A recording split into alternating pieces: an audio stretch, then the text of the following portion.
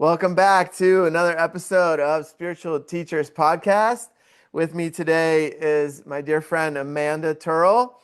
Amanda is a therapist, a dancer, a writer, a thinker, and in the world of sex and relationships. Amanda, it's an honor to have you on. Welcome on. Thank you, Peter. It's so good to see you and be here. Very awesome Sunday morning. Yeah, I'm really stoked. We got some really awesome topics for you today. We're going to talk about potentially, you know how the podcast goes. We may not hit all of them, but potentially we're going to talk about polyamory and sexuality, how we love, why we love, how our limiting beliefs actually block the love we truly desire. Um, we will talk about different aspects of psychology, breaking through different limiting beliefs around Tantra and sexuality, and distortions in society around this. So, Amanda, I'm really excited to dive in.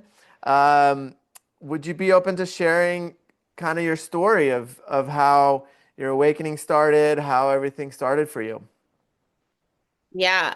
Um, yeah, have you listened to the podcast On Being with Krista Tippett? I think that's her name. No.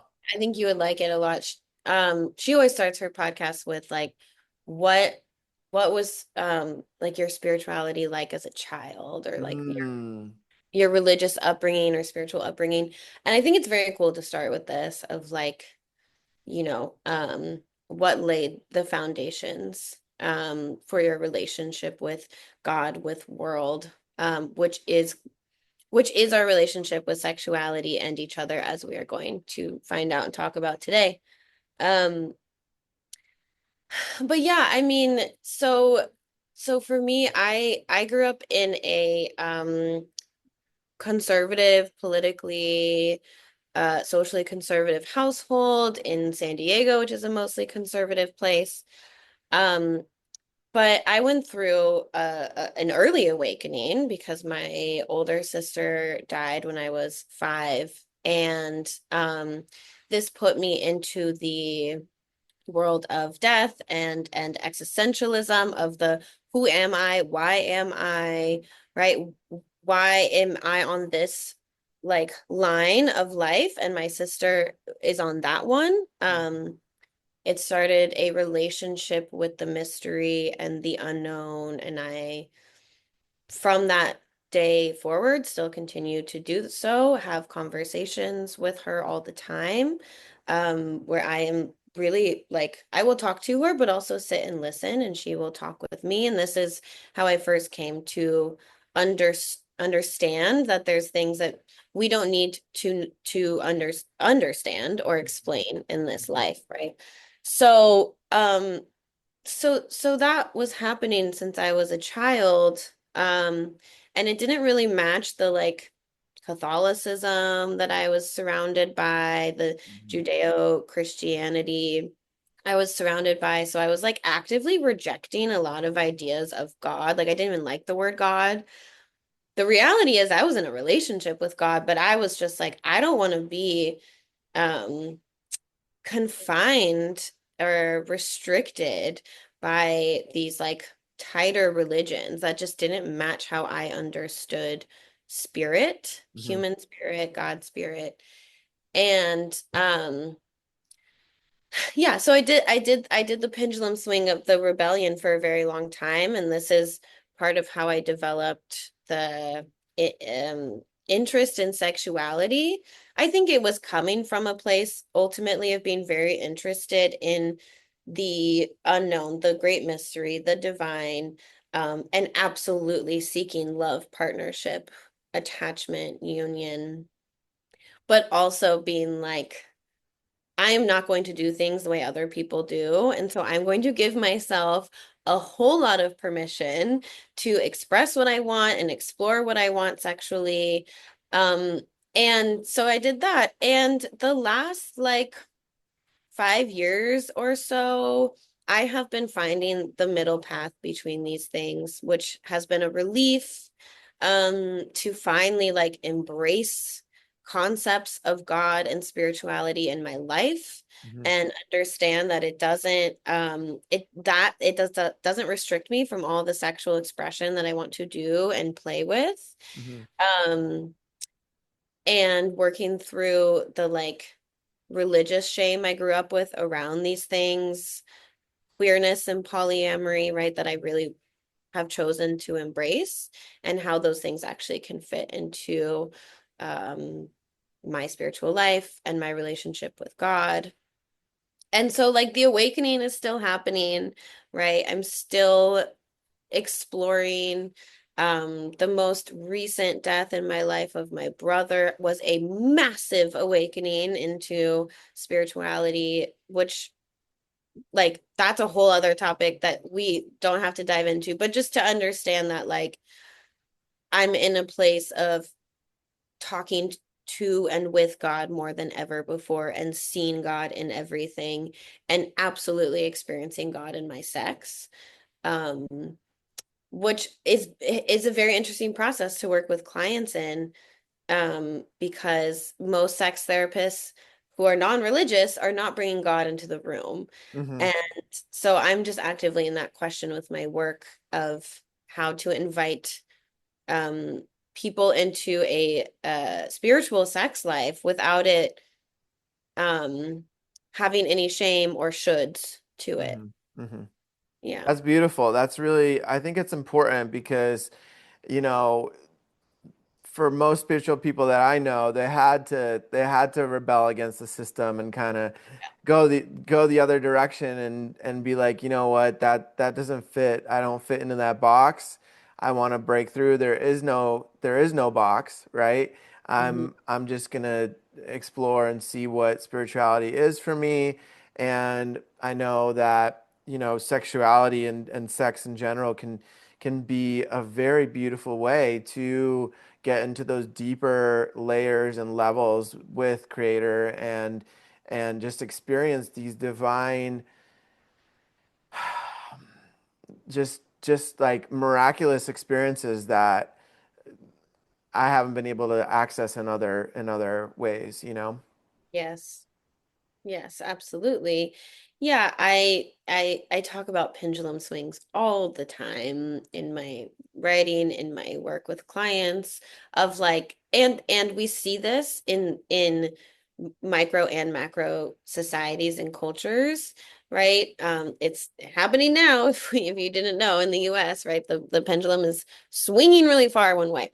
And Hmm. but I think that we do this to find the middle path, right? This is kind of the like theory around polarities, is we have to understand the both polarities and the differences, right? We need differentiation to be able to have any sort of merging or oneness, which is a concept directly translatable to partnership of two people, um, that I would love to talk about. I think it's really, really important when we think about tantric sexuality, of differentiation and oneness, right? I think a lot of people, they just go towards the oneness and Hmm. wanting to merge, and that's what love tells us to do, right? Hmm. But actually, for eroticism, we need the differentiation. We need separateness, and we wouldn't actually be able to enjoy each other if we weren't two, Hmm. right? But we need this, like, the infinity sign, right, of the Hmm. polarities and the oneness. Yeah, it's like the yin yang, the masculine, the feminine. It's permeated through all of this reality. Yeah. It's just part of, you have to experience the darkness you have to, they say you have to plant your roots into hell to reach heaven. It's like you have to go through that dark night of the soul in order to have that really deep opening and awakening for most people.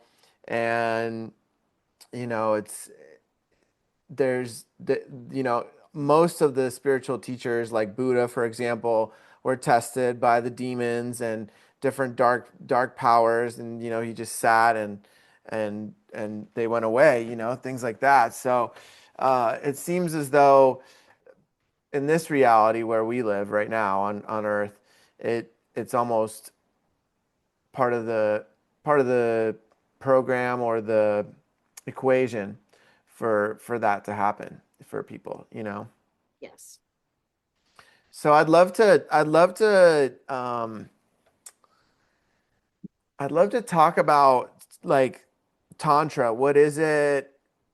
We haven't talked about it yet on the podcast. So I'm really, yeah, I'm really curious um, if you can kind of give your perspective on it.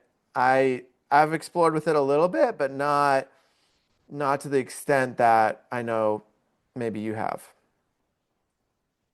Yeah, but I also want to give a clarifier that I have not been a student of Tantra. Okay. I have studied some in terms of like certainly experientially, um, and some awesome books that I can recommend, but there are so many people that know a lot more, and I just feel like I'm not going to be able to give a good enough like history and cultural context because Tantra comes from non-Western cultures, and I want to honor that, but I actually don't have the knowledge and language to do that. So I just want to start by saying that. Okay. Yeah, no. Um, and so maybe you'll have someone else on the podcast that can give more. Yeah. Um, and but I think the way that I understand, especially Western Tantra, is bringing spirit, bringing God into sex. Um, and that's broad and that can look a lot of different ways. I think the way people end up in the experience of Tantra sexually is by um exploring. So there's this way of like using breath, but not necessarily just like, okay, we're doing breath work while we're having sex, right? Hmm. But breath being like the kiss of God coming into you and then coming back out to like feed your lover, and in this cycle, allowing sex to be both like the representation and symbol of God's love, um but also the um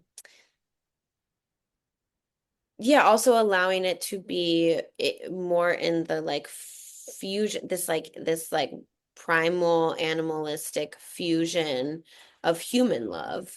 Um, it allows for both. This is my understanding of Tantra. Again, there's teachers that really strictly keep it in the like God's love arena. Hmm. I don't. Um, but yeah, so within that, there is a lot to explore. There are a lot of teachers and methods. I would say that if we are just starting and we're like, what's Tantra? I want to have tantric sex. I want to understand what this is, right? Hmm. Some of the key pillars is going to be presence. And I think of presence in both sex and pretty much anything else I'm doing, right? Is like I'm only going to go as fast as my attention, right? So awareness is this piece of it, right? Hmm. Maybe we've had this experience where we are having sex or like, I don't know, on a walk, right? And we're like, oh my God, I'm not like I just walked like 3 blocks and I don't even know what I saw. I don't even know where I was. I was just in my head, right? Hmm. So so the presence is only going as fast as our attention. And sometimes that means we can go fast Hmm. because our attention is there, right? But it's this like checking in with ourselves through this process. It is there's a piece of a pillar of somatic awareness, which means the awareness is also you in your own body, right? It's not just like I'm aware that I'm with my partner, right? And it's always that we have a lot of awareness that's projected onto the other person or the object, the external, right? Hmm. But Tantra requires that our presence is with ourselves, with our own bodies, with our wombs, with our hearts, with our minds, what is happening in our own body. Hmm. And this is where breath is the tool for that.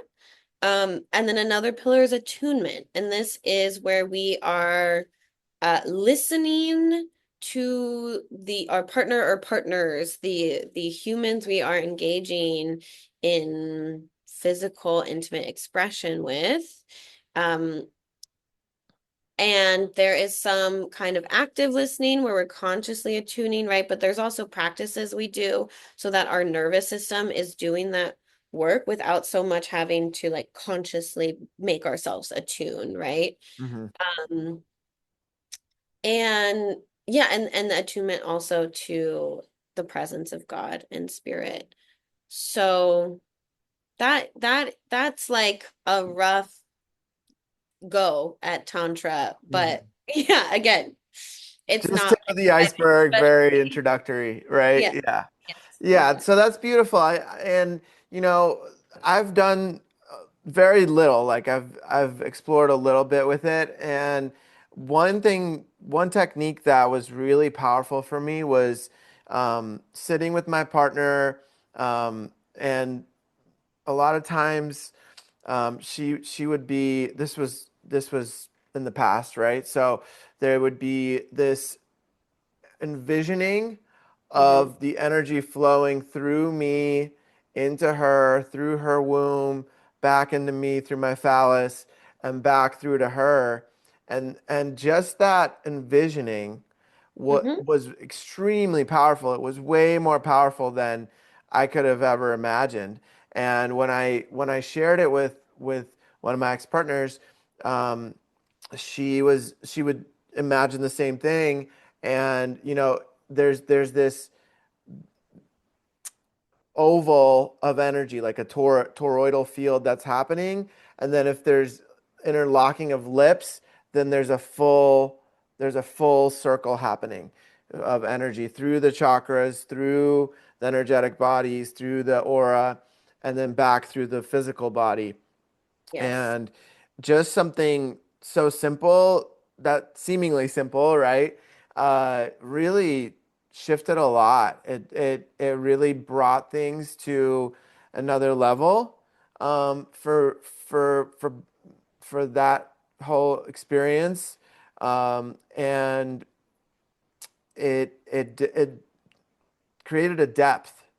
It Yeah. started to create a depth and a connection because it didn't feel like it was just me and her anymore, right? It started feeling like it was me, and I was part of God and she was part of God, and we were just like merging into God is what the best way I can describe it in words. It was really interesting. And like in today's society, so much is revolved around porn, and like people learn how to have sex from watching porn and these kind of things. And there's nothing wrong necessarily with that, but porn also is lacking that connection and that depth because these are actors, right? And so I'm curious what if you've practiced any of these kind of techniques, or if there's any techniques that you know of that you could share about that have been really profound for you. Yeah. Yeah, I just also want to speak on the porn thing because um porn addiction is something I work with clinically. Um and I would just want to pose like why do people learn from porn? Hmm. Because we don't talk about sex as a society, Right. um, which is mostly because of religious influence Hmm. that says that somehow sex is shameful, that sexual desire is shameful, right? And so much is repressed and locked up. And so yeah, then people turn to porn to learn how to have sex, to see something, to understand, right? So um I just wanted to name that as like it's a symptom of a sick society, and I feel energy to change this aspect of society, and lots of other people in the realm of sex education and sex therapy feel this, and so that's really cool. Um, and Well, while we're on that topic, what do you think would be some societal solutions to shift us into a more healthy relationship? Or I know there's like, sex education in school and things like that, but that I don't think that really did much for me at least. Yeah, no, I mean, there needs to be a complete revamping of sex ed, and it needs to start when children are very young. Children start exploring their sexuality, not understanding it's their sexuality, right? But they start realizing certain things feel good very young. Mhm. And in a lot of families, shame starts very young too. So there needs to be sex ed around parents or for parents, right? Um, One thing I feel very passionate about is working with couples who have young children or are going to have children, and helping them in their sex and intimacy because and other arenas, right? All of that ends up getting projected onto the child, right? They feel sexual shame, and that's why they project it onto the child. Um, so yeah,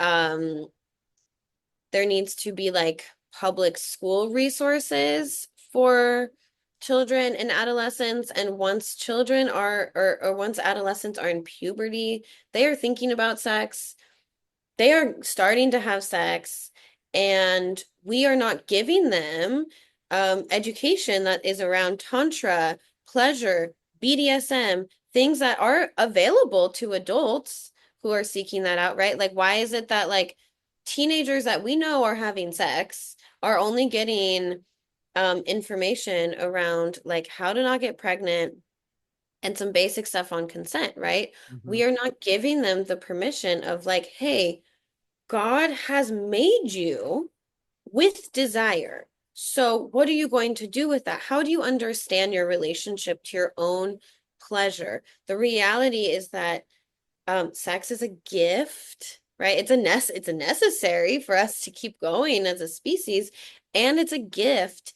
And when we do it well, meaning like it's well integrated, we're able to ask for what we want in safe relationships and get what we want and need. It it creates really emotionally, mentally, physically healthy people and societies. Mhm.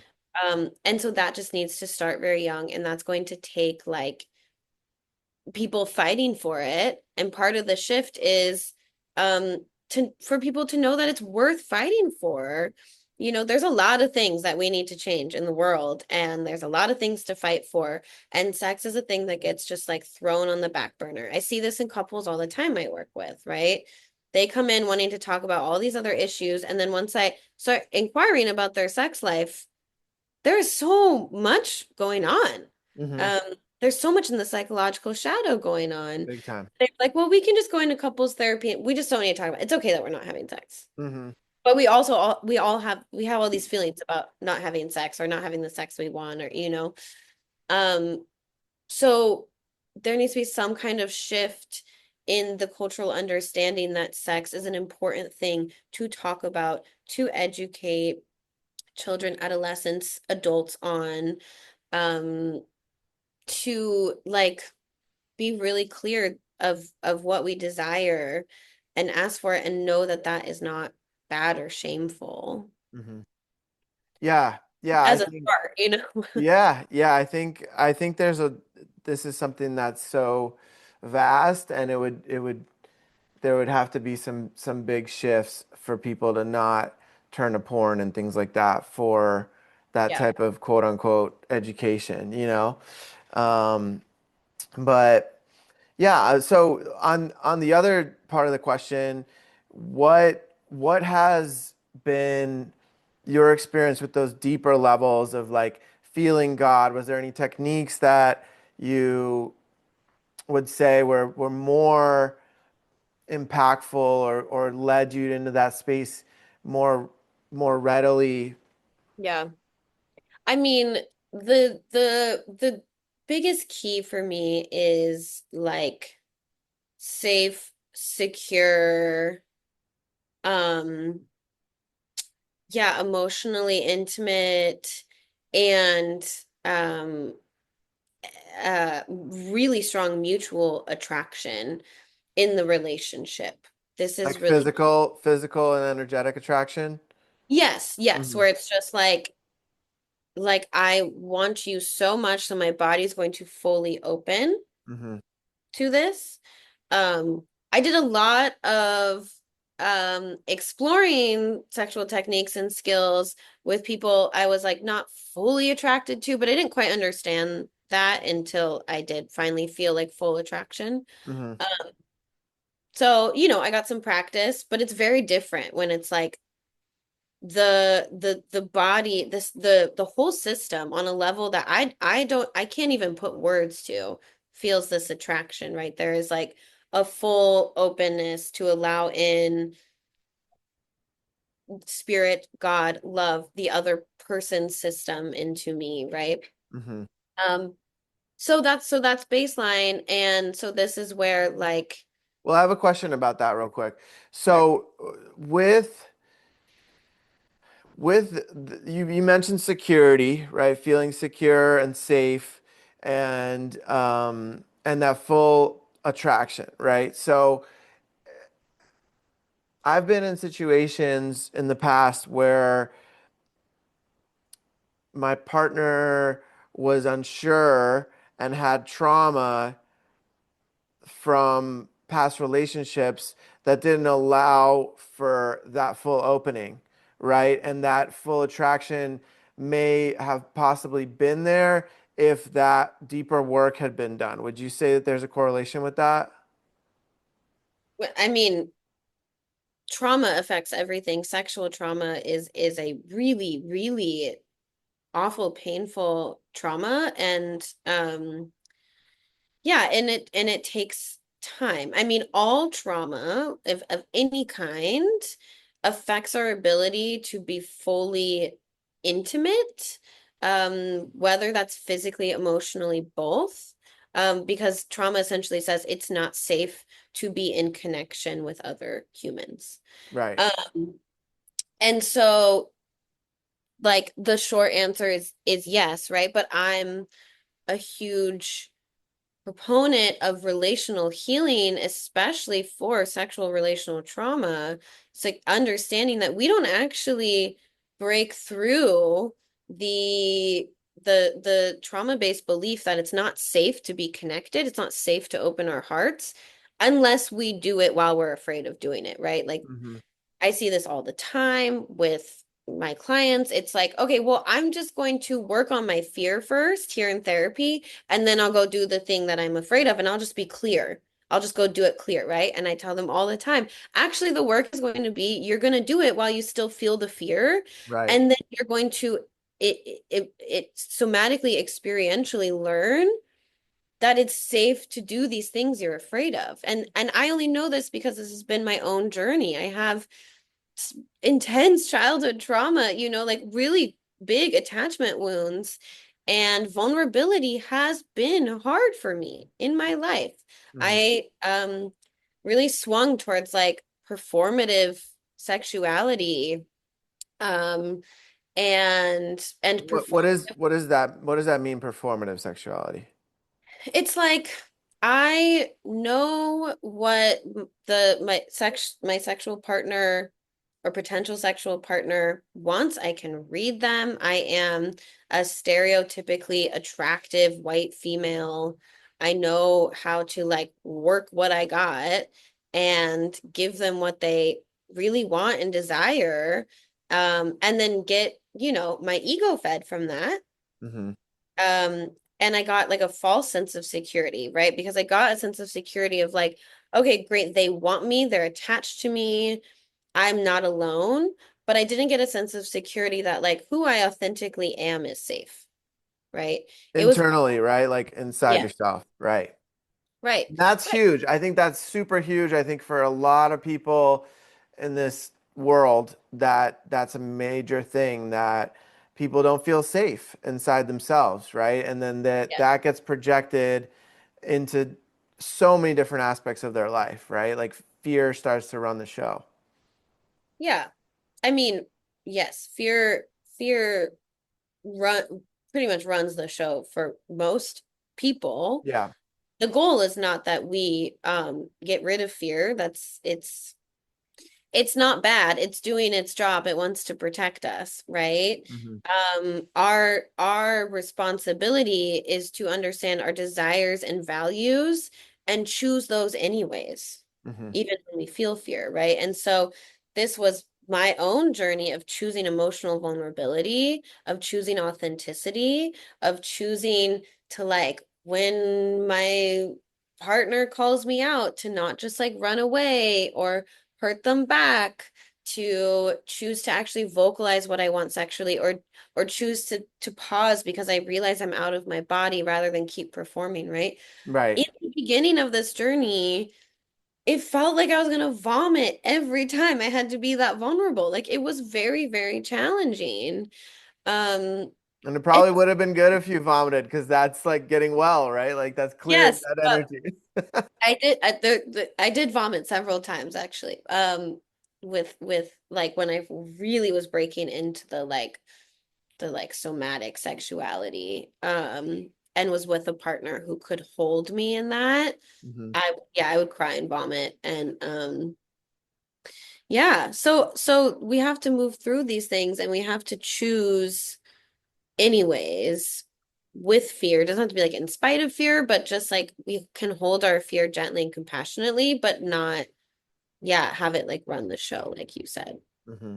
So with this eventual partner that you had this really intense attraction for, and you had done the internal work to feel safe and leaning into those edges of vulnerability, building up to this experience. What were your experiences like getting to those deeper levels of connection and feeling spirit and the presence of creator, things like Yeah. that? Yeah. I mean, it's cool this is like actually very present. This is my current partnership we're talking about. And so it's very here with me in this room today. And it's so cool. I am learning so much. One thing that I want to talk about is actually like how much BDSM has been a like quote unquote tool or method or whatever for um for being in this like very tantric somatic sexuality and actually opening ourselves up to um God and God's love, being channels of God, because I always gravitated towards being very submissive in bed as a like small woman, right? With men. Hmm. Um with as a queer person with other women, I would be like more switchy, but I had this like fear, this kind of like imposter syndrome thing around being dominant. And I felt like part of like the gravitation towards being submissive was just this like way to almost check out. Not always. Sometimes I would have really great sessions where I feel like I did like move through a lot and channel a lot and find this like very peaceful, grounded subspace. But a lot of times it was this like checking out and this just like, yeah, like you get to do whatever you want to my body. Cool. When Stepping, when you say checking out, like, do you mean leaving presence, leaving the body, like not being fully present? yes, not being fully present. Hmm. Exactly. Not having to step up, right? Hmm. Conscious sexuality requires us to step up. Hmm. And being in the sub role as a bottom, as a woman, yeah, like I did not have to step up. Hmm. Um, and now being with a partner who is very excited about me being in the dominant role, and I fully step into that role, I feel extreme presence. I have to be fully attuned, right? It's practicing that skill of attunement.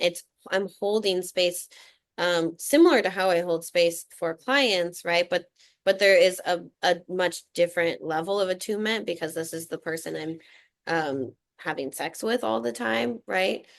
But attuning to like his that like sexual energy that's cycling through him. I feel like I can like see it Mm-hmm. uh, when I'm in that role and attuning to his like emotional level of like when to hold him and then when to come back out and when to like go harder or softer, what to say. Um, it feels exactly just like I'm channeling. And it's really incredible. And I mean, there's lots and lots and lots of making love of the like, the classic Tantra position where it's like I'm seated on him and the legs are wrapped around each other, right? Mm-hmm. And there's eye contact and we're doing the breathing. And that is so beautiful. That is so beautiful. And I feel the channeling of God's love in those moments. Mm-hmm. And it is when we go into these BDSM containers with more clearly defined roles where we channel, where we literally use that container, that session to transform our psychological shadows. Like we bring these things out of the shadows and we look at it together, lovingly together, right? There's nothing that is like too much for the other person. Mm-hmm. And then when we end and we're holding each other and we're reflecting, it's like the level of connection and closeness is just unparalleled. Mm-hmm. And would you say that a big portion of it is also due to the work that your partner has done on himself? I mean, absolutely, absolutely. And I don't want to speak too much to his journey, Yeah. but it's much newer to like think and talk about sex in this way is much newer for him than it is for me. However, we're both in an experience of newness together. Mm-hmm. Um, I would say his work has been in his relationship with God is very, very deep and profound. It is like I'm learning so much about it through him. And so that's been the work so that he could be so open to like hear and see the gifts coming into his life and say yes to them. Mm-hmm. Even when there was maybe fear or shame or confusion, but to be like, I with clarity see that what he was being given was a gift and to say yes and to step into it, which I yeah, I don't see a lot of people doing. And I think this is where our limiting beliefs get in the way of the love that we want, right? Because because God could be saying, "Look, here's this love. This is the love of your life. This is what you've been asking for," right? And they can be in the form of a person or a place or a, job, whatever. And then we can just be like, "Oh, but I'm not worthy." Mm-hmm. Right? And Self-sabotage. right. Or this like classic one going around of just like, oh no, it's too fast. It's too I need to be alone more. Mm-hmm. Right. And so then we don't step into it. Right. And these things just pass us I by. haven't done enough work, or I still got Yeah. to refine this and this and this. And it's like, okay, but when when is enough enough? And then that's also an addiction, right? Like Yes. people getting too caught up in being quote unquote perfect. Perfect. Yes. Oh my Mhm. God. Yes, exactly. No, I am so into good enoughness. I talk about this a lot with my clients Hmm. of like good enoughness actually will save your relationships. It will save your relationships with your parents, with your kids, with your friends, your community. Like we need to stop like making these checklists for people and be like, if you don't check all these boxes, you're out, right? Like Right. good enoughness. Let Yeah. it be. Yeah, and well, it's all a reflection of self, right? Like if the person still doesn't feel good enough, they're going Mm, to reflect that onto their partner or onto the onto the date or whatever is happening, right? And being like, okay, well, that's not good enough. And I've been there, you know, I've been there, and while I was doing it, I wasn't always aware of it. But now, with the level of awareness that I have, I am able to see those moments of self-sabotage. And I have a partner who's able to call me out on it as soon as it clicks in, you know, where it's Right. like, "Oh, you're doing it right there. You're starting to self-sabotage." And I'm like, "Damn it, you're right." You know? Yeah. Yeah, exactly. Exactly. And the good enoughness says like, and I freaking love you anyway. Right. Yeah. Yeah, it's like finding the knowing and the value in self, and like knowing I'm good enough no matter what. And if this person doesn't see it, that's okay. They don't have to. Yeah. I am good enough for whatever, right? There's probably some powerful affirmations that can really help with that too, and different techniques to get there. But once that is achieved, then there's a whole different type of connection that can be built with someone when there's like this acceptance of the person just how they are. Yeah. Yeah, well, this is the other thing I was gonna say in terms of like, yeah, how do we get to have tantric sex, really embodied sex, right? It's like it's not possible if you don't feel like the person you're having sex with accepts you fully for who you are right now. How will you be able to express anything and everything that wants to be expressed during sex, right? Sex is a beautiful stage for what's happening with us psychologically in the present moment. And if we feel like the person that we're having sex with, or the people we're having sex with, are going to judge us, are going to not want this part, only want this part of us and not that part, right? Like it's just not going to work. We're not Mhm. going to be able to fully open and and then, you know, all relationships are feedback loops. So you can have a feedback loop where you're both totally accepting and loving each other right as you are right there. And then you get to express more and more and more and love more and more and more and feel more and more accepted, feel more and more, I'm good enough, right? Or it can go the other way where you feel judged. And so then you close off. And so then the other person feels rejected. And then you're in that feedback loop. Mhm. Yeah, as you were speaking, it really made me think about how, like, if there's even a granule of resentment Yes. that I'm feeling internally, even if it's subconscious or something, I was just like, oh no, it's no big deal. If there's a granule of that, I find myself not being able to fully open in intimate containers. Yeah. If you feel any resentment towards them or Yeah, yeah, mostly that, and like if I'm aware enough to feel their resentment towards me, obviously as well. Yeah. yeah, yeah, yeah, absolutely. Yeah. Yeah. I mean, I think that's where, yeah, some people fall into a pretty deep trap, like psychosexual trap, where actually they start playing out their resentments sexually. This is one arena where if BDSM isn't done consciously, it can be pretty detrimental, right? And yeah, and then it creates a feedback loop of being like, okay, well, we can just kind of like work out our issues sexually, but we're not really feeling connected while we're having sex, but I'm getting attention, right? And it can kind of feed that. Yeah. Yeah, it's really interesting how um those deeper levels are really hard.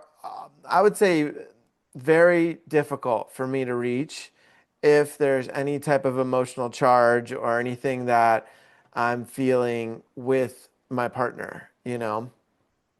Yeah. And I mean, it's almost like, what's the point until we clear it out? Because it's like, then we're just like using each other to masturbate, but it doesn't even feel good. It's almost like there's no depth, there's no, it's like, yeah, it just doesn't make any sense, you know? Yeah. Yeah. Yes. I mean, I think it's very important to have the like verbal processing around resentments. And then this is where the good enough comes in too, of like understanding when the process has been good enough and consciously choose to let it go. Right. This is very key. This is how you are able to get back into a place where then you go towards connection, and that can happen sexually or in other forms of intimacy. But one place that I think a lot of like spiritual couples that I've seen get caught up in too is just this endless processing Right. um, that needs to happen around their personal psychologies, their relationship dynamic back and forth. And truly I can't stress this enough. There needs to be a point where we say, we did good enough in this process and we're gonna let it go now Right. and move on. Yeah. Right. Right. Yeah. And that's also, it seems like that's tied into that like self-sabotage and those kind of things where it's like the family dynamics from childhood, the chaos is what was natural, what was kind of the baseline, right? In the family dynamics. And so there's a recreation of that for some people, right? Where they subconsciously recreate this chaos, and then it's like, okay, are you just trying to bring this up to me to fight and to like bring up some sort of cycle, or and like there's some part of you that's getting fed by that, or is this actually um like, are you ready to resolve this, basically, you know? Absolutely, absolutely. We can have an addiction to chaos. We can have addiction to anything. It's pretty cool. Um, and I mean, I use it as a framework a lot, not to be pathological, but just like, yo, our brains are like wired for addiction, for like seeking dopamine. Hmm. And if we got attention from chaos growing up, then yeah, we'll seek that. Like we understand um we have, misconstrued attention as love or attention as connection, which means like any attention. We can get a bunch of negative attention and we're like, cool, they love us, right? Hmm. Hmm. Um, and and I think for some couples, like fighting ends up being kind of like their only form of intimacy. And this is part of why in couples work, we have to work on sex and physical intimacy along with processing resentments and wounds and pain, right? Because if Hmm. we just do all that verbal processing, then it just sends this message that, like, okay, we connect by having conflict. Conflict is one way we can connect, conflict and repair, right? Hmm. But being able to connect through our bodies non-verbally doesn't have to be penetrative sex. Hmm. But being able to feel this level of attunement, we can melt into each other, we can move with each other, we can breathe together. That requires us to feel safe, that requires us to value that form of connection. And it's not a chaotic form of connection. I think words end up being much more chaotic, right? And so, again, this just goes back to we have to understand what we desire and value if we're going to break our patterns. Um, it's not enough to just say, I don't want to do that anymore. Hmm. It's like, yeah, for sure. But like, why? And what do you want to do? And what Hmm. do you want your partnership to look like, right? I ask a lot of clients, how do you define love and how do you define partnership and why do it? Right. Why do you even want to do it? Why love this person? Why being partner? Why seek out partnership? And um a lot of clients come in and they cannot answer those questions. Mm. Right? There is something that we're taught very young that it's important to be in partnership, right? And so we know that, we have that feeling, but we haven't consciously chosen for ourselves why it's really important to be in partnership, for it to be healthy, and what that means to us, how we want that to look, because it will take effort. But effort is another word for love. So that's okay, but we need to understand what the effort is and why we're doing it. Yeah. Yeah, I mean that bridges into like how we love and why we love, right? Yeah. Those are really interesting topics. Um, what what's been your process with your clients and personally around that? Those questions. Hmm. Yeah. I mean, love has been like love was my first like reclaiming my spirituality or my religion. It was love. Hmm. Um, that's what I understand to be the greatest force in the universe. That's what I understand as God. That's what I understand as our purpose, right? And so there's just like the level of like living in love, um, which requires acceptance. And that's where it's hard and challenging for a lot of us, right? Because if we want to live in love with the world, it requires us to accept the world. Yet we also all desire changes, and that's okay, right? But we have to start with accepting where it's at, loving where it's at, which means loving the pain, Hmm. right? Loving the grief, loving the death, loving the suffering, loving the conflicts. Um, in terms of like romantic love, this is one of those like beautiful mysteries because I know the neurobiology of love, attachment, and sex. I know why we're flooded with brain chemicals in the beginning of a relationship. I know why that switches to the calmer, just like primarily oxytocin later, um, because there's certain things built into us that want to make sure human life continue. So I get all of that. And I think there's a mystery to it, right? Like, we don't necessarily need to love each other this much to make babies and raise babies. And we don't need to like put so much emphasis on the partnership. And so, yeah, it's all part of this mystery that I just like love to be in and explore and not like need to find answers, but just find really fascinating. Yeah, Um, that is really fascinating. yeah.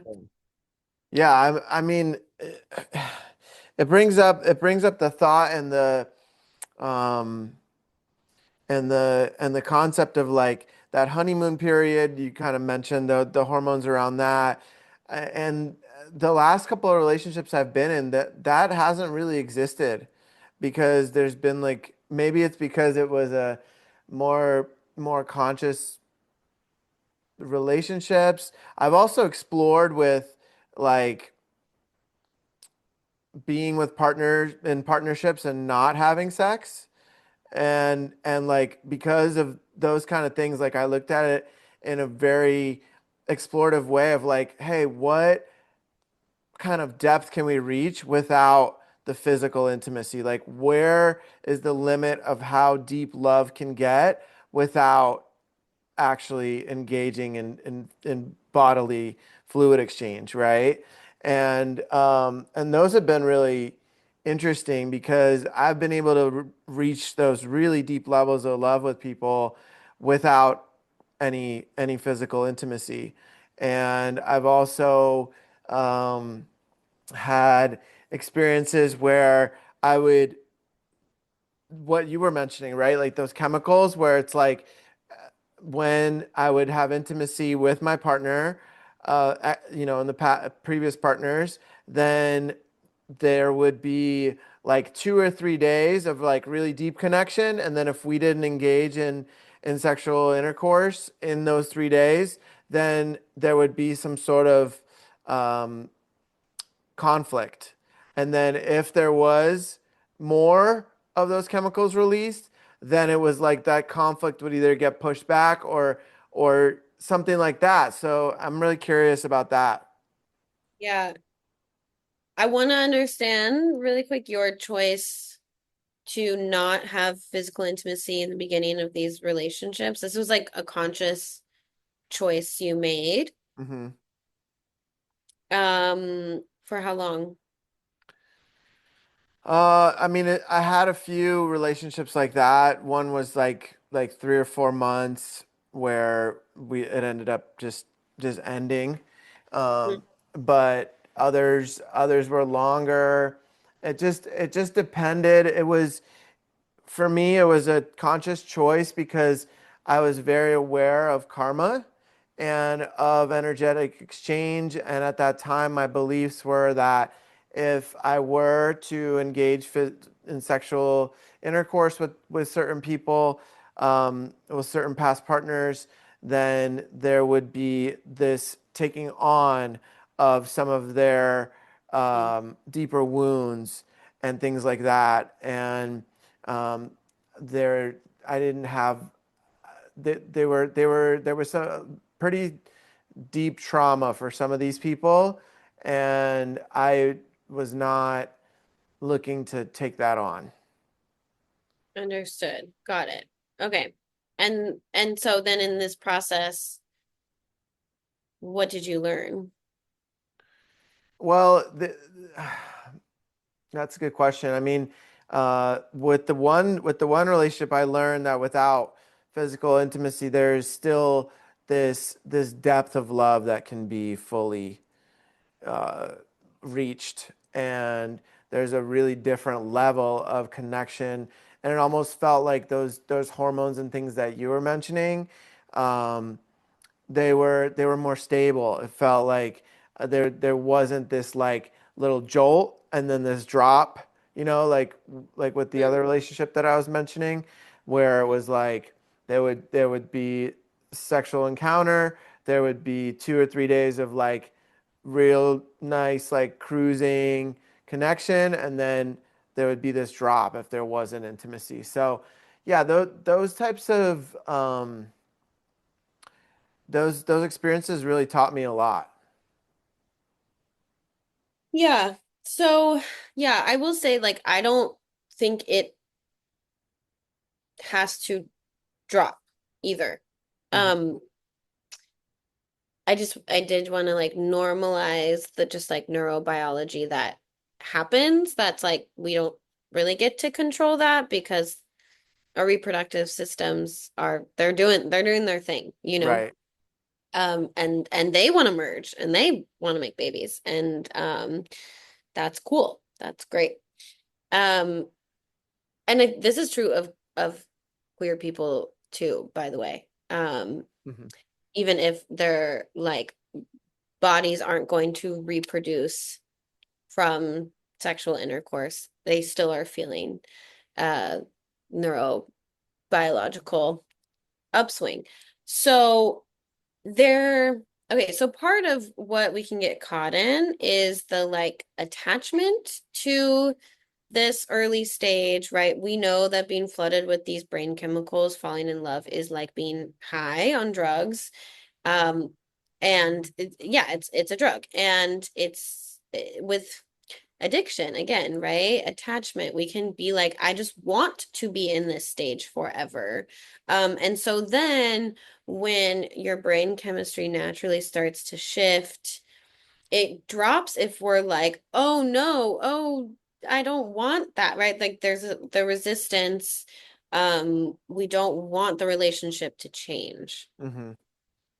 What I think can happen instead is like, sure, the neurobiology, the hormones might change. There might be a drop, but the experience of being in love does not have to drop Hmm. away at Hmm. all. The experience of being in love is not controlled by brain chemistry. There's some information from the brain chemistry, right? Hmm. And the way that we can keep growing in love is by completely accepting change, by not having attachment to who we as a couple were yesterday, who our partner was yesterday, who we are yesterday, right? And stepping into this is my relationship today. This Hmm. is what I'm being presented with, right? And loving it, right? This is the like being in love with the world that can guide us in our partnerships, right? Because it's like, great, there's a change. Hmm. Amazing. Hmm. I get to be in this change. I get to explore this change, right? Yeah. Um, I love the high of falling in love. I love the like honeymoon stage, the new relationship energy. And I freaking love the like nesting, the like long, just like so connected nesting. Like, you are so comfortable doing everything in front of each other. And like I love talking about like monthly budgets and what color you want to paint the walls. And like I love that. I get off on that, Uh-huh. and my framework for life in general is an erotic one, which means that as I go through changes, relationship changes, I feel them erotically. I feel how every stage, every different shift and change can inform me erotically differently, right? That sure, there's there's a lot of like heightened sexual energy in the beginning of a relationship, right? And it can be kind of um sometimes can be the animalistic, the primal, or it can just be the like that like, oh, I want you so bad, right? That desire. Hmm. But there's also something so erotic to me about the like let's schedule our sex because our lives are busy and we want to make sure we have sex before dinner and then I'll cook you the dinner. And like there's so many ways that we get to be in this world. And I think the erotic framework is really helpful. Um Eros being like life force, vitality, um and the erotic mostly about being our relationship with ourselves, with our bodies, with our sexuality, right?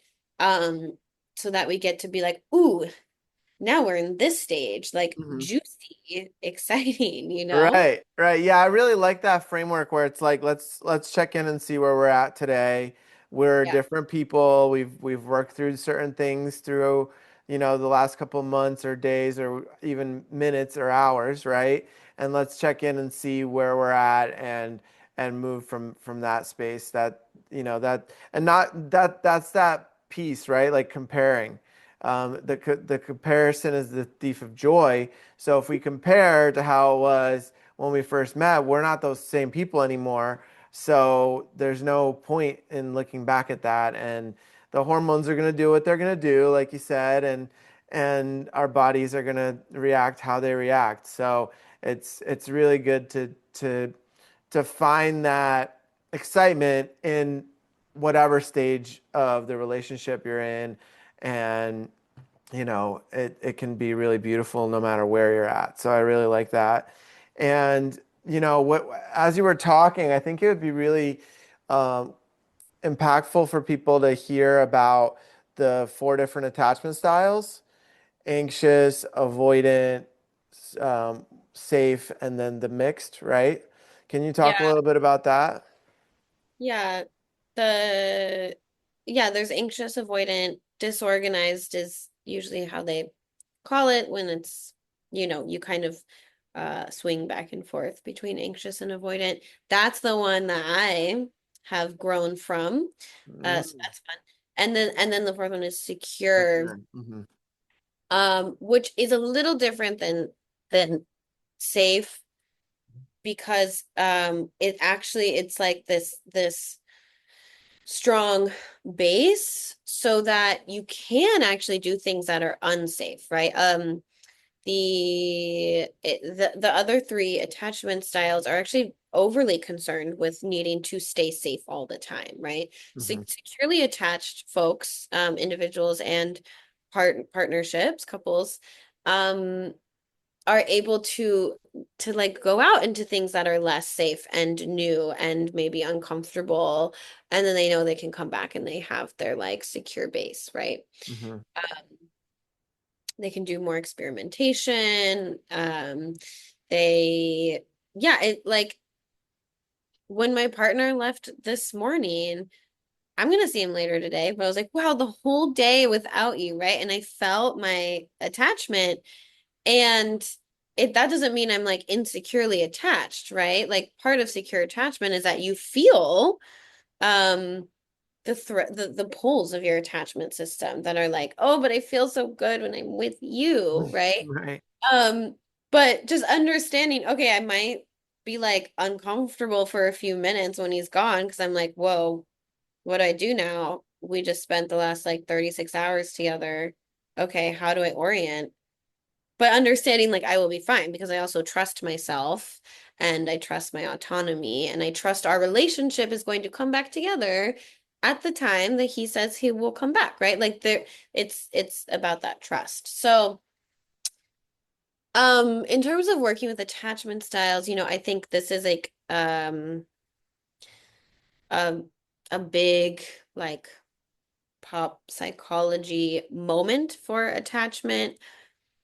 Um, and when I think about like our attachment systems, I think about how we are wired for connection.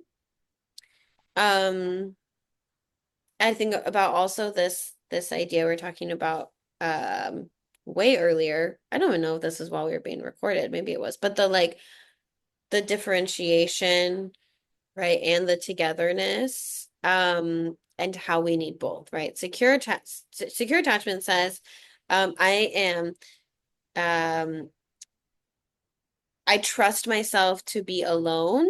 I Hmm. trust you to be alone. I trust us to be emotionally intimate. I trust us to be connected. I trust that when we leave each other, we'll come back. I trust that when we're together, I can ask for space and it will be okay, right? Hmm. Hmm. Um, the other attachment styles are we understand more or less that like the majority of humans are born with secure attachment, like the great majority. And as they go through life, that we have attachment wounds. So it's attachment's not something you're not stuck with an attachment style at all. Like it is something that you can really actively work on. It means that you make those hard choices, right? The ones I talked about earlier. Um, I had a disorganized attachment style. Right. So there's this anxious avoidant, meaning that the anxious piece was um never wanting to be alone. Hmm. But the avoidant piece was like, I don't actually really want you to see me, right? I Hmm. don't actually want to be in emotional intimacy. Um, and so when I really started making the conscious effort to be in secure partnerships, that meant that I had to be emotionally vulnerable and I had to understand my routine was spending time alone and consciously choose that. And um not like do whatever I could to get my partner's attention again, right? So I had to check that. That was hard work. That involved doing things I was afraid of, that felt painful, that felt uncomfortable, but I understood that that was my value and my desire for partnership and that it was worth it. So that's the work with attachment, right? Most of our healing of attachment comes from relationship. It could be a romantic relationship, but this is actually what's happening in therapy between therapist and client is that it's a securely attached relationship. Hmm. And so the client gets to learn and understand what secure attachment is of like, oh, I can show up at this hour and be emotionally vulnerable and it's safe. And then I'm also going to leave and me and my therapist are going to live separate lives, but I know she's going to be back when she said she's going to be back, right? Hmm. Hmm. And be there for me. So, um, so that's how we learn secure attachment. And yeah, I guess I just think like one of my critiques of the way we're talking about attachment styles right now in the world is it feeling like boxes that people put themselves in or put other people in. That's the worst, putting other people in the boxes. Right? Yeah. Um, not understanding that it's like we are changing constantly.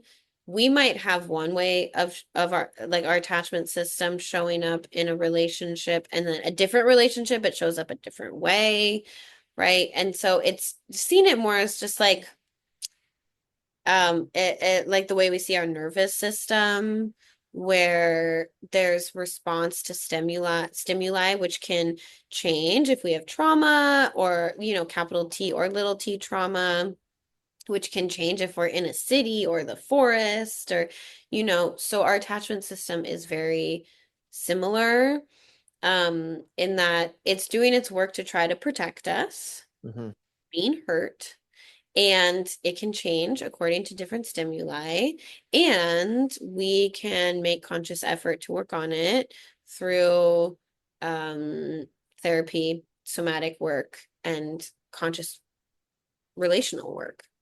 Yeah, I was just gonna ask you, so what what are some ways that you found to be more effective for people that are in those first three, right? Not the secure one, but what have you found to be more effective for your clients or for friends or for yourself? So, yeah, most effective is knowing your why because, yeah, like, especially if you have big attachment wounds, it's just going to take effort, and you need to know why you're putting in the effort to have secure attachment. Like So, one thing, why are you in this relationship? Like that kind of why or like, why does it matter to you to have secure attachment? Why not just do what you've always been doing? okay. Comfortable, right? Like, why not just stay with anxious attachment? Yeah, it's really I'm more I used to be more anxious attachment style and it was brutal. It was like so bad in college, for example, that like I would literally be shaking. I would be like I would have physical responses when my partner would leave at the time, back Yeah, then. And yeah, it was really rough. right. So that that's my why Yeah, to why I yeah. really wanted to shift it. Yeah, great. I mean, yes, that yes, just being like I want to feel at peace with myself when my partner leaves, right? Like Right. that's great.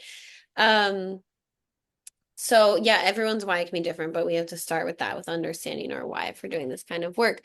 When anxious attachment's showing up more, that's about a relationship with the self. Um, Meaning that if there's a lot of anxious attachment showing up, there is not enough trust in yourself, Hmm. to like hold whatever is going to come up, right? Anxious attachment doesn't just mean you have anxiety and anxiety is bad. Like it is okay. Securely attached people can feel anxious when their partner leaves, Hmm. but securely attached people just hold themselves in that anxiety, Mm. right? Because there's a strong enough relationship with the self that's Mm. like, hey, I'm going to be the caretaker because cognitively there's enough understanding that your partner deserves to leave if they have to do something else. And they're their own person, Right, right? right, And it's going to be okay. And so it's now your responsibility to tend to the anxiety and not keep putting it on them. right. When avoidant attachment is showing up a lot, that is in relationship with others. It is that it is not trusting other people, um, and can also be maybe not like trusting the world to love you fully for who you are, to Hmm. be able to hold what's showing up in the relationship, right? And so avoidant attachment says, all right, I don't trust this relationship can hold it. I don't trust this person is going to love what I show them. So I'm going to hold back the intimacy, or, the classic, I'm going to leave before they leave me. I'm not going to put myself in a vulnerable position. Right, right. And so, and so then that work comes from the like leaning into emotional vulnerability in this way that almost feels like vomiting, might sometimes be actual vomiting. Um, and the other person, and so, this is where the wounds happen because sometimes the other person can't hold it, Right. and that is really painful, right? Hmm. But if you have enough experiences where someone does hold it and does love the vulnerable parts you're showing, which is key. This is what therapists do. So like do this work in therapy, right? Like Right. therapy. hold your parts. Um, then we get to experientially learn that it's safe to trust someone. It's safe to lean into vulnerability. It's safe to ask for help, right? And so those are just that's the basics. And I say anxious attachment showing up or avoidant attachment showing up because understanding that that can happen for all people, Hmm. right? We a lot of us have patterns where it's like pretty clear which one we gravitate towards more in relationships, but plenty of us will respond just to the person we're in a relationship with and kind of go back and forth. And so, Right. and even in one relationship, right? Hmm. We can go back and forth. So it's just kind of understanding. Today the anxious attachment showed up. I was like, yeah, great. My partner deserves leave and then go have the day he wants to have. And I also have the day I want to have. And so I'm just gonna like sit here for 15 minutes, meditating, breathing, holding my heart, telling myself I love myself, and doing some like reflection on our time together to like remember that there is a energetic connection if we're not in the physical. Um, Yeah, and that's solo work. That's my responsibility. That's not my partner's responsibility. Yeah. Yeah. It's really powerful to reflect for me on like how it used to be and how it is now.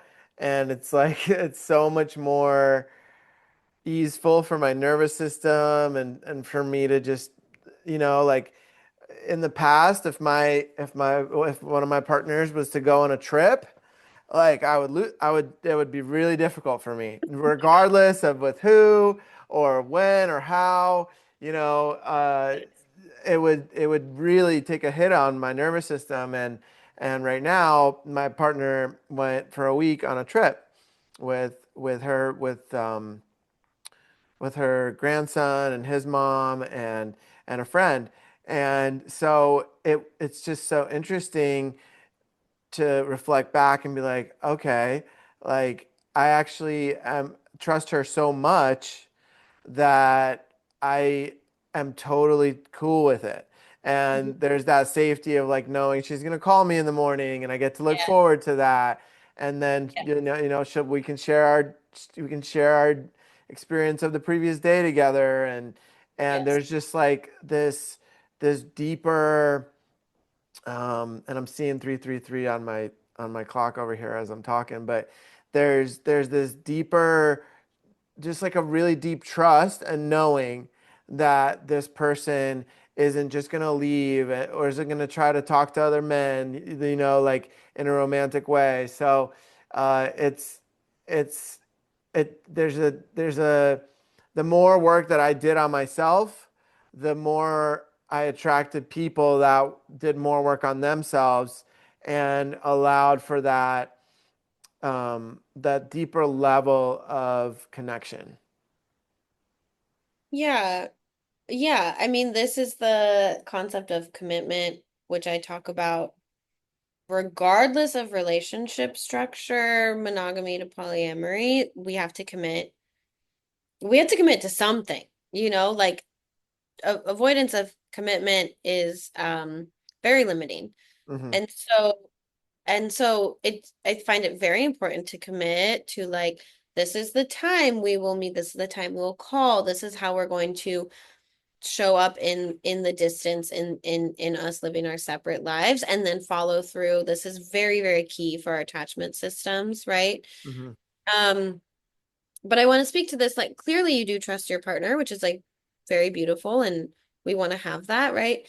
But to me, the ultimate, like how to have secure attachment is a trust in self and trust in the world, Hmm. because there's no guarantee that your partner will not leave you, Right. whether because she decides or there's there's a sudden loss of some kind, right? Like we don't have full control.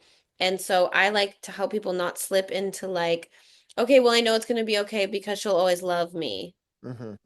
Or I know it'll be okay because she'll always choose me. It's like we can feel that they're loving us now and choosing us now, and that's like that can be ecstatic joy, right? Hmm. But ultimately, how we feel secure in the relationship is by saying, no matter actually what happens, I'm grateful to Hmm. have been in this moment, in this experience, and I don't want to run away from it, and I don't want to take it back. It's really important and meaningful to me. And no matter what happens, I will be okay because I will take care of myself, Right. because ultimately, and like, my relationship with God is strong. God is here with me.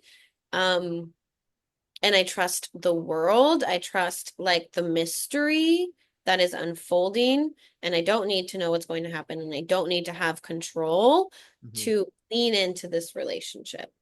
Yeah, that's a really good point. That's a really good point. For me, there was a really big correlation between learning how to hold space for others, learning how to hold space for myself. Those were very, interconnected. And then learning how to hold space for my partner and for other men in a men's container, things like that. But as the more I learned how to hold space for others, the more I was able to hold space for myself through these more challenging experiences, and the more tools came into my life that allowed me to be able to regulate my nervous system and to self-soothe and those kind of things. So yeah, that's a really important point.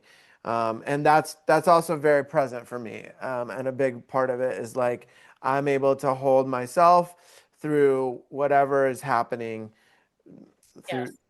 to my partner. And this brings up the you brought up polyamory, and I'm just curious how your journey started with that, what it evolved into, what have you learned from being in that world, those kind of things.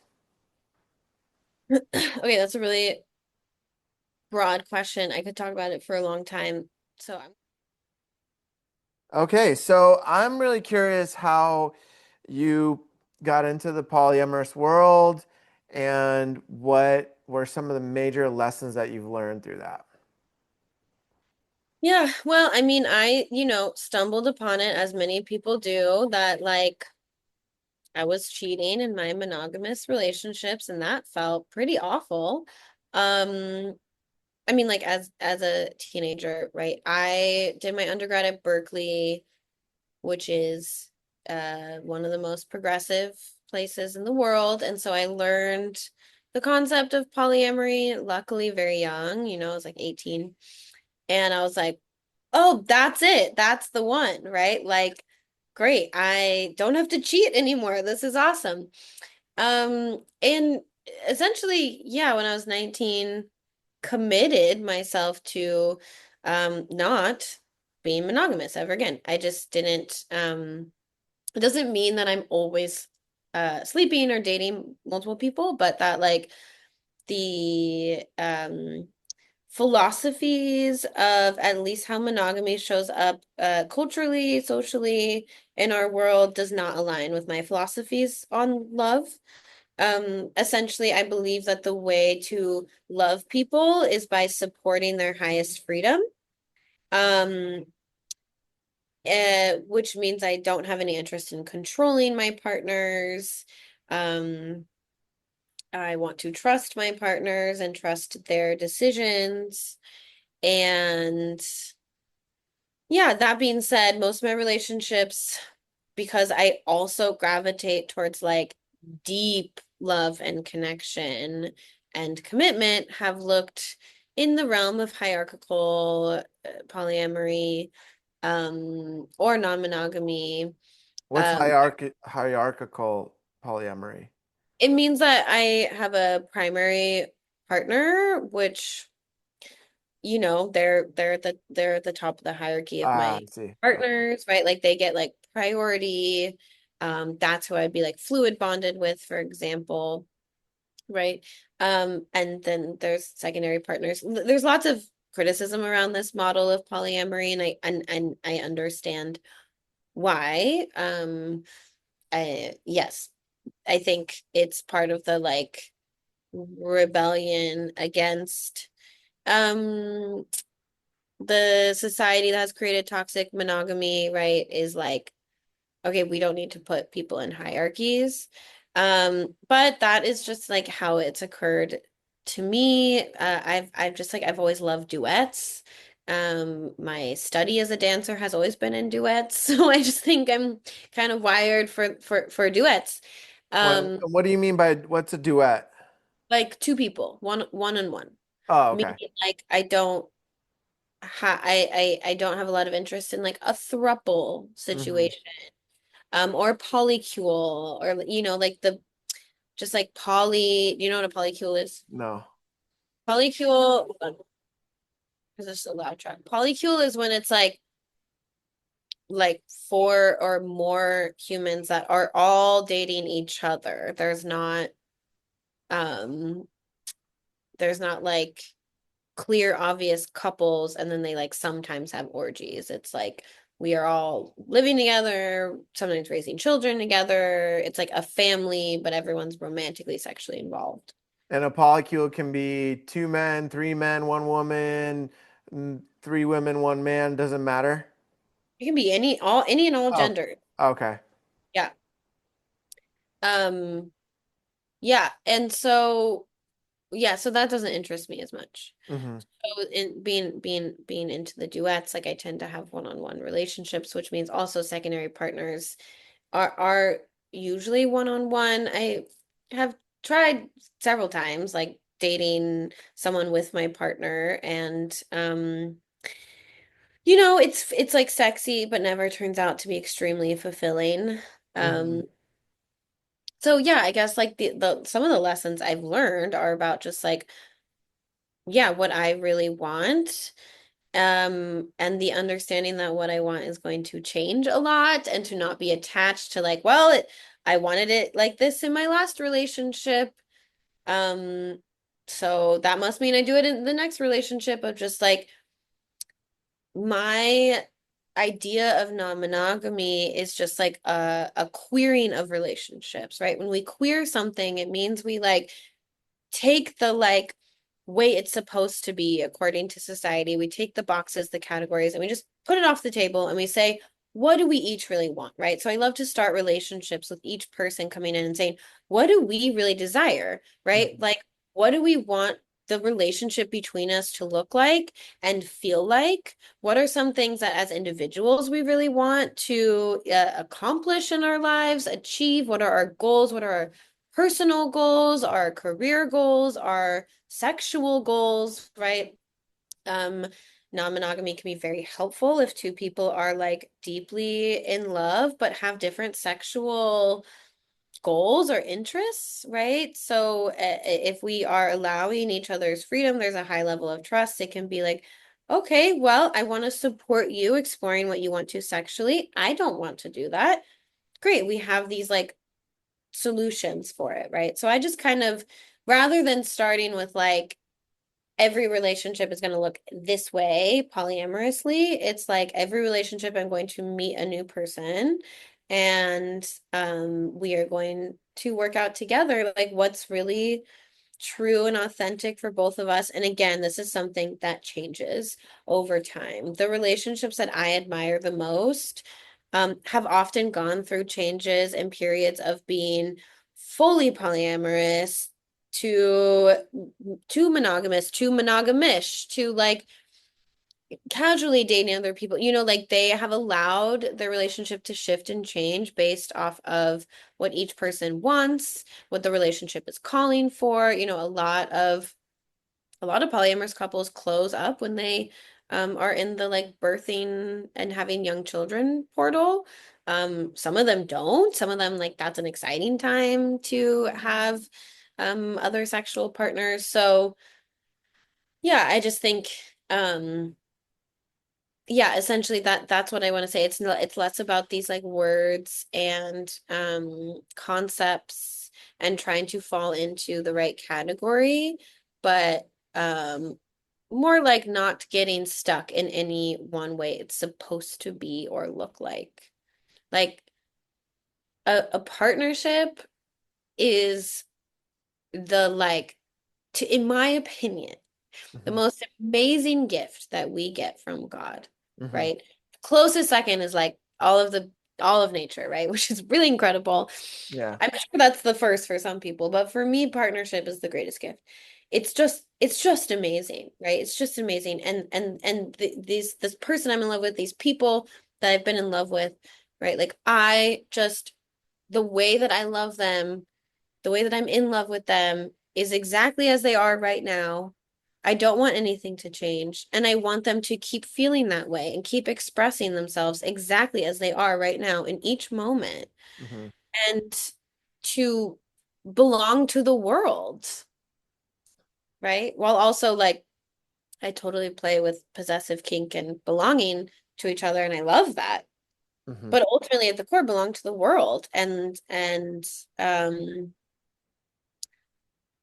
so that's the philosophical aspect. I have endless like tips, tricks, mantras, resources, methods for how to be in this process, how to open a relationship for the first time. This is one of my clinical specialties as a therapist. I work with many, many non-monogamous couples at different stages um, of this. Some of them first time opening, some of them um, are working through tons of jealousy. Some of them are it's not like even something they're working on. They just do have multiple partners, and that's part of their just relationship structure. So yeah, I don't know. Like I'm happy to offer something if you feel like there's like a specific resource or tip or whatever that you want to know or hear. Yeah, I mean, I think we can drop some links down in the description after, this is recorded so that people can explore these kind of things if they want, I think that would be good. Um, Polyamory is something that I've noticed that, you know, is somewhat prevalent in the spiritual community for different people. There's like this, like we mentioned earlier, there's this like rebelliousness of like I'm not going to follow the religious texts and these kind of things. So it's like, okay, if that was off, maybe what I was told about sex was off, and so it brings some people to these other layers of exploration that um, it seems like is somewhat connected, you know? And so for me personally, I remember when I was younger, like just out of college, there was like three women that I was dating, and I was too much. I was like, I this is too much to juggle. It's a lot of emotions to take care of. It's a lot of different things, and uh, that's as far as I took it. It didn't last very long, maybe like a month or two. And then I was like, you know what? I actually am in such a hurt place inside myself that I'm not ready to commit to anybody. And that's why I'm kind of dating these different people because I don't feel fully ready to commit to anyone. And I find that to be um, the case for some people, where they're like not really ready to fully commit to anyone. But they still want the physical touch and the intimacy. So they go into these polyamorous containers. And sometimes a lot of people get hurt from that. Well, we don't I also want to say like avoiding getting hurt is also not the point. Like Yeah, we risk getting hurt in any relationship because we're dealing with multiple human hearts for and human sure. minds. Yeah. Um, so getting hurt that yeah, might as well just accept it's going to happen one way or another. Hmm. That being said, everything gets mitigated to some extent with communication. I think communication is only possible if we accept what we desire. Again, this is the key. This is the theme of today's conversation, right? If we Right. accept what we desire and we don't feel shame, so we don't have to project the shame, right? I can then just say, I don't desire a commitment right now. I desire to have multiple sexual partners that are casual, and this is what I want to explore. This is what I can offer you. And then the the other people can be like, yes, that works for me. Or no, I want someone who's committed, right? The other person has to also understand that they want commitment and it's okay that they want that and the other person doesn't, right?